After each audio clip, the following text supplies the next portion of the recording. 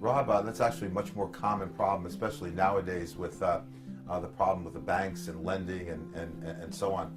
Many small businesses are borrowing from the payroll taxes. After all, it's the easiest place to get a loan. You don't pay 40% of your payroll between the withholding taxes and the matching share of Social Security and Medicare. Well, you as a businessman know that it's also addicting. You don't make the first payment, the IRS doesn't come after you. You don't make a couple more payments after that. It takes many months for the IRS to catch up with you. What tends to happen, though, is that this liability snowballs, it pyramids, and before you know it, even a company with a dozen employees owes $200,000, $300,000, $400,000, $500,000. The penalties and interest run somewhere between 15 and 40%. So you blink and you owe $300,000, $400,000 to the IRS. That's a pretty real number. The Tax Resolution Institute handles cases like that all the time. Small employers with very few employees, huge liabilities. There are a variety of ways to handle it. One, and most obvious, is an installment agreement. Pay it off over time. The problem with payroll taxes, Rob, is that the IRS doesn't give you 2, 3, 4, 5 years to pay it off. In fact, there are all kinds of problems with payroll tax issues.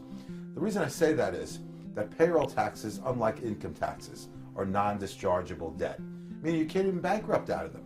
So that portion of the liability, that is the amount you withhold from people's pay, follows you even if you go out of business. They assess the responsible persons, that probably be you, Rob.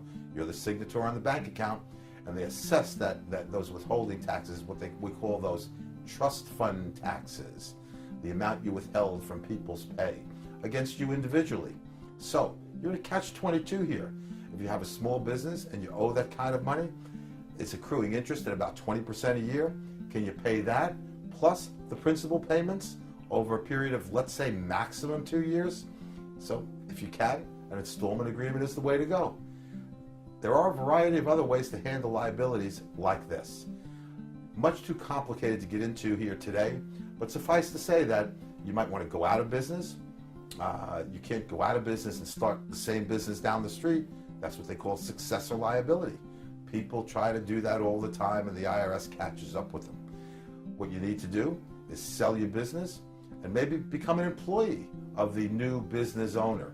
Deal with the trust fund portion of the liability that's assessed against you via the offer and compromise program, and then start your business back up in a year or two.